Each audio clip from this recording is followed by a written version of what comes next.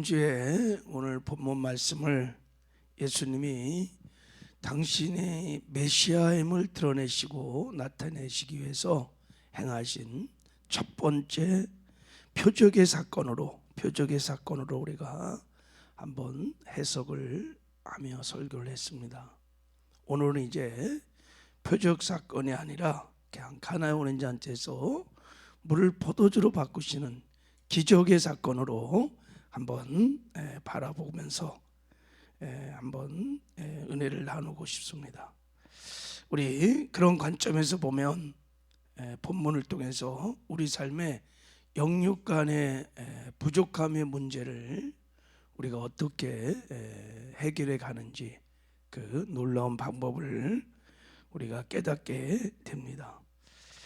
자, 우리 한번 1, 2절을 읽어보겠어요. 자, 1, 2절. 자, 시작.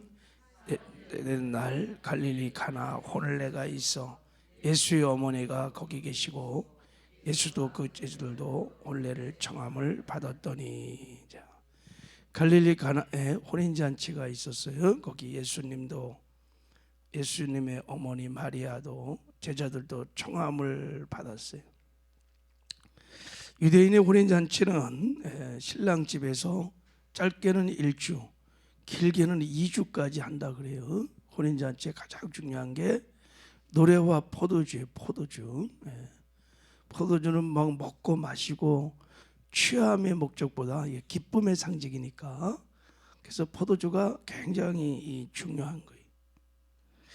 약방의 감초처럼 유대인의 혼인잔치에 포도주가 없으면 그건 잔치가 아닌 거예요. 그런데 3절에 보니까 흥이 막 돋고 있는데 심각한 문제가 발생했어요. 잔치집에 약방의 감초 같은 포도주가 떨어진 거예요. 포도주가. 자, 3절 한번 봐요. 3절에 자, 한번 읽어볼까요? 시작. 포도주가 떨어진지라 예수께서 어머니 말 저들에게 포도주가 없다 하라. 포도주가 떨어진지라. 부족함의 문제가, 포도주가 부족해. 부족함의 문제가, 모자람의 문제가 발생했어요. 결핍이 일어난 거예요.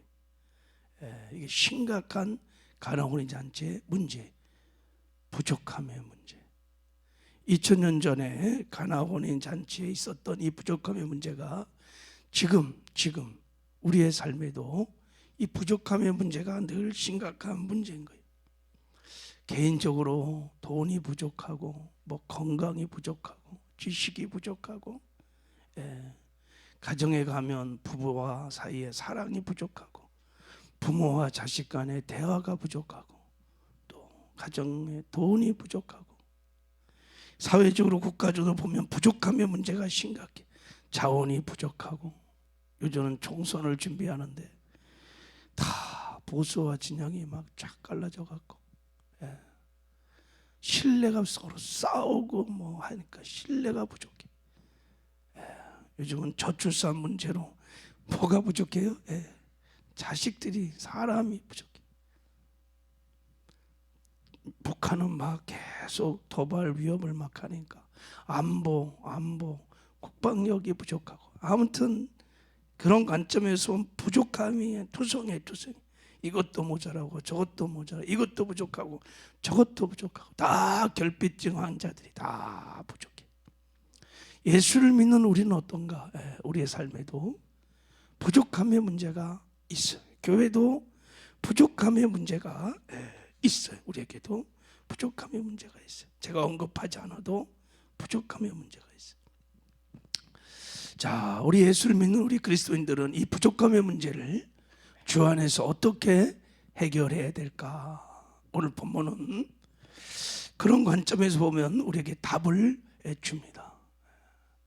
자, 첫 번째, 우리는 믿음을 가져야 돼요. 어떤 믿음을 가져야 되냐면, 성도가 어떤 부족함을 느끼는 부분을 그냥 낙심거리, 절망거리, 두려움의 거리로 보는 것이 아니라 바라보는 게 중요한데, 하나님이 그 부족함을 채울 수 있는 어떤 그릇으로 바라보는 하나님의 영광을 목도할 수 있는, 기적을 베풀어 줄 수 있는 기회라고 생각할 수 있는 믿음이 필요해.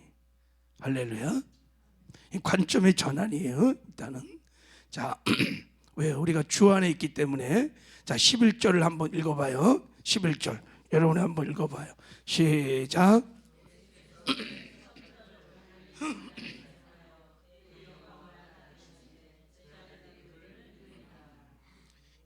예수께서 첫 표적을 갈릴리 가나에서 행했다 그랬어요.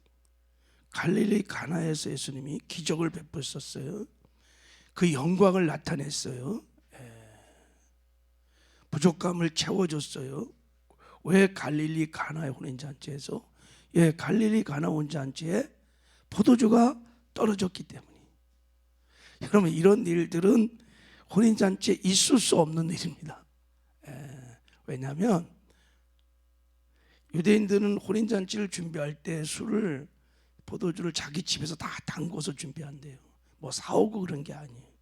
그러니까 잔치를 철저히 준비한다는 뜻이에요. 포도주가 떨어져서 잔치의 흥을 깨는 일은 절대 있을 수 없는 일이에요. 그런데 이 부족함의 문제가 가나의 혼인잔치에 일어났어요. 생각지도 못했던 문제가 생겼어요. 그 문제 때문에 예수님께서 그곳에서 기적을 베풀어 주셨어. 하나님의 영광을 나타냈어. 그래갖고 그 영광을 보면서 모든 사람들이 예수를 믿는 놀라운 은혜를 받았어요. 할렐루야. 그러므로 이 가나 혼인잔치의 부족함의 문제는 예수님의 기적을, 하나님의 축복을 담는 결론적으로는 그릇이 될 수 있었던 거예요. 만약에 가나의 혼인잔치에 포도주의 부족함의 문제가 없었다면 기적도 없었을 거예요. 주의 영광도 볼 수 없었을 거예요. 축복도 받지 못했던 것입니다. 부족함의 문제가 하나님의 축복을, 기적을 가져오는 통로였고 주의 영광을 나타내는 계기였다는 것이. 여러분, 우리가 주 안에서, 우리가 주 안에 있어요. 할렐루야. 그래서 부족함의 문제를 가지고 그냥 인간적인 눈으로만 바라보고 낙심하고 절망하고 두려워하면 기적은 없어요. 그래서 우리도 이런 관점으로 바라볼 뿐인데, 부족함의, 연약함의 문제는 하나님의 축복을 담을 수 있는 그릇이다. 할렐루야. 믿음의 관점으로 바라보는 은혜가 일단 필요해요. 여러분, 세상에서도 이 부족함의, 연약한 문제를 어떻게 바라보고 어떻게 대처냐에 따라서 세상에서도 놀라운 변화가, 차이가 일어나요. 지도를 딱 펴놓고 보면 주로 열대지방, 아프리카 이런 데는 후진국입니다. 문명이 발달이 안 됐어요. 근데요, 자, 냉대지방, 좀 스칸디나나 반도라든지 이렇게 보면 대부분 선진국들이에요. 문명국들이. 왜 이런 차이가 날까? 여러분, 열대지방을 가보면 금방 알 수 있어요. 자, 우간다나 막 이런 데 가보면요, 먹을 게 질비해요. 사실은 외국 기관에 원조도 많고 부족함의 문제가 없어. 결핍이 없어요. 발전에 대한 도전의식이 없어. 환경이 다 노예가 돼버리. 뭔가를 막 개발하고 하려는 의욕이 없어, 사람들이. 근데 냉대지방 사람들은 환경 조건이 열악하니까 막 6개월은 춥고 막 6개월은 막 덥고 막, 그러니까 어떻든 간에 막 바람을 이용해서 전기를 개발하든지 막 하여간 막 몸부림치니까 문명이 발달한 거예요. 그래서 잘 사는 거예요. 유대인들 지금 뭐 독보적인 존재죠. 세계 경제를 다 장악하고. 그들이 여러분 그렇게 쓸 수 있었던 것은 소수민족으로서 얼마나 많은 핍박을 받은지 몰라요. 그들은 그 핍박 속에서 엄청난 지혜를 얻었어요. 몸부림치고 살아나려고, 생존하기 위해서. 그래서 그 유대인의 지혜, 삶의 지혜를 따라갈 적 없어요. 오랜 기간에 연단이 만들어낸 작품이에요. 영적으로도 마찬가지입니다. 성도가 환난이 있고 핍박이 있고 부족함이 있을 때야 기도해요. 하나님을 찾아요. 그러다가 하나님의 영광도 보고 기적도 체험하고 신앙도 성장하고 그러는 거예요. 하나님은 잘 알아요. 우리의 삶들을. 등 따시고 배부르고 하여간 풍족하면요 기도 안 해요. 하나님 안 찾아요. 다 세속화됩니다. 그래서 여러분, 부족함의 문제가, 연약함의 문제가 다 하나님을 안배하시고 허락하십니다. 그래서 찾아야 돼, 하나님을. 그래 영광도 보고 그러는데. 성경을 한번 펴보세요, 여러분. 요한복음 4장에 보면 이제 우리 곧 묵상할 텐데, 왕의 신하가 예수를 찾아요. 여러분, 왕의 신하가 당시 예수를 찾을 이유가 없어요. 찾을 수도 없고. 그런데 아들이 병들으니까요, 부족함에 결핍의 문제가 있어요. 그러니까 아들이 병이 고치기 위해서 예수를 찾아. 그러다가 그가 구원도 받습니다. 해당장 야이로가 예수님을 찾습니다. 유대 민족의 책임자예요. 예수를 찾을 수 없어요. 그 당시 분위기나 정서상. 근데 딸이 병들었으니까, 문제가 생기니까 예수를 찾는 거예요. 그래서 딸도 고침받고 자기도 구원받고. 그래서 이런 거 보면 하나님이 100% 우리에게 다 안 채워주세요. 항상 1%의 부족함, 연약함의 문제를 남겨두셔. 그것 때문에 하나님 의지하고 바라보도록. 할렐루야. 사도 바울도 아주 전형적인 예예요. 그에게 육신의 질병 가지가 있었어요. 그때 하나님 막 기도하는 거예요. 하나님 고쳐주세요. 고쳐주세요. 그때 하나님이 내 은혜가 내게 족하다. 너는 엄청난 은혜 가운데 있다. 그 가시가 하나님의 능력을 사도 바울에게 머물게 했던 통로고 그릇이었어요. 나중에 이것을 깨닫고 사도 바울은 자기 약함과 능력과 궁핍과 핍박과 곤란을 기뻐했어요. 내가 약할 때 곧 강합니다. 그랬어요. 여러분, 부족함의 문제, 연약함의 문제, 이런 것들을 믿음의 눈으로 좀 바라보시기 바랍니다. 예수 밖에 안에서 아니라 예수 안에서, 그리스도 안에서 바라보시기 바랍니다. 그럼 그것이 축복의 그릇일 수 있어요. 하나님의 영광을 나타낼 수 있는 계기가 될 수 있습니다. 일단 절망하면 안 돼. 낙심하면 안 돼. 자, 두 번째, 이런 믿음을 가지고 마리아처럼 그 문제를 가지고 예수님께 나아가는 것이 중요합니다. 할렐루야. 그 빈 그릇을 가지고 하나님께 나가야 돼요. 자, 우리 3절 한번 읽어봐요. 다시 시작. 예수. 자, 다시 큰 소리로 시작.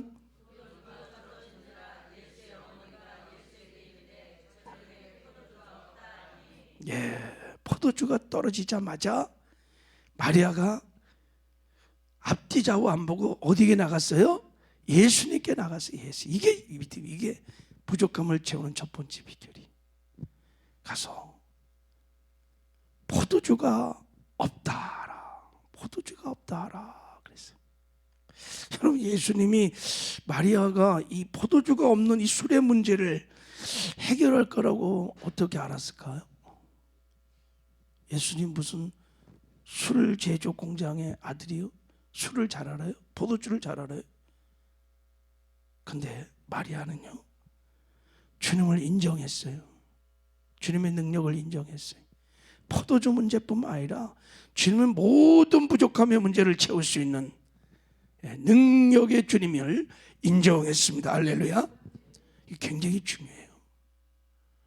전능하신 하나님 우리와 함께 하시는데도요, 우리가 그분을 인정을 잘 안 해요. 제가 늘 말씀하지요. 핸드폰 바라보는 것만큼도 안 바라봐요.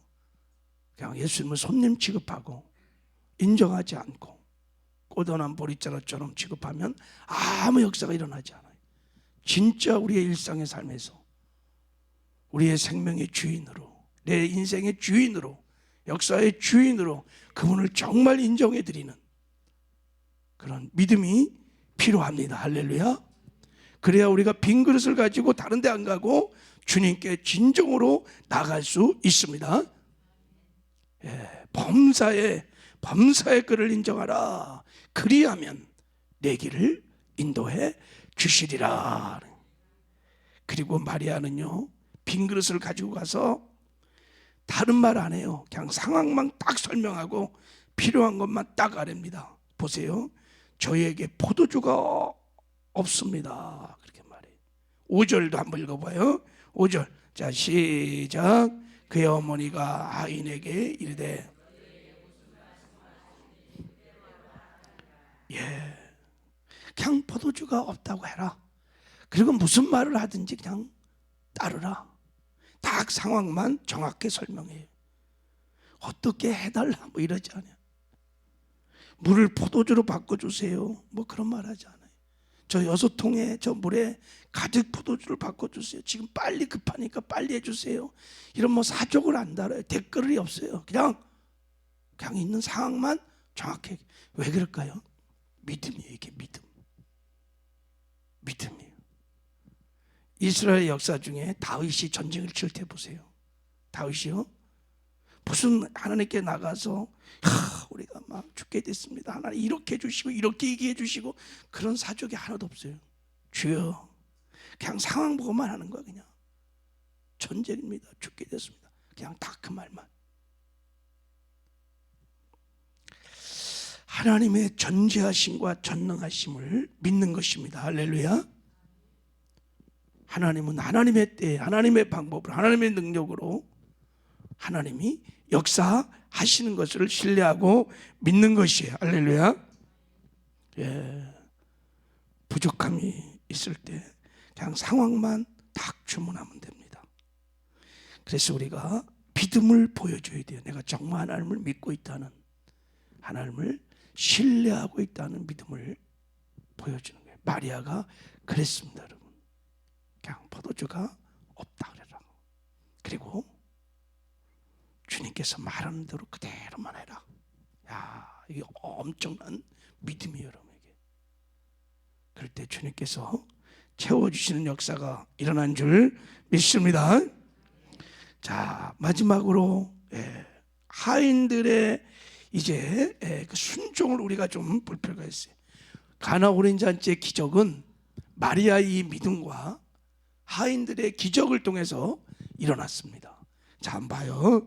7절. 자, 우리 7절, 자, 8절, 9절을 계속 읽겠습니다. 시작. 예수께서 그들에게 이르시되 항아리에 물을 채우라 하신즉 아기까지 채우니 이제는 떠서 연회장에 갖다 주라 하심에 갖다 주었더니 연회장은 물로 된 포도주를 맛보고도 어디서 나는지 알지 못하되 물떠온 하인들은 알더라. 연회장이 신랑을 불러. 예수님께서 그들에게 이르시되, 그들이 하인들이에요. 뭐라 그랬어요?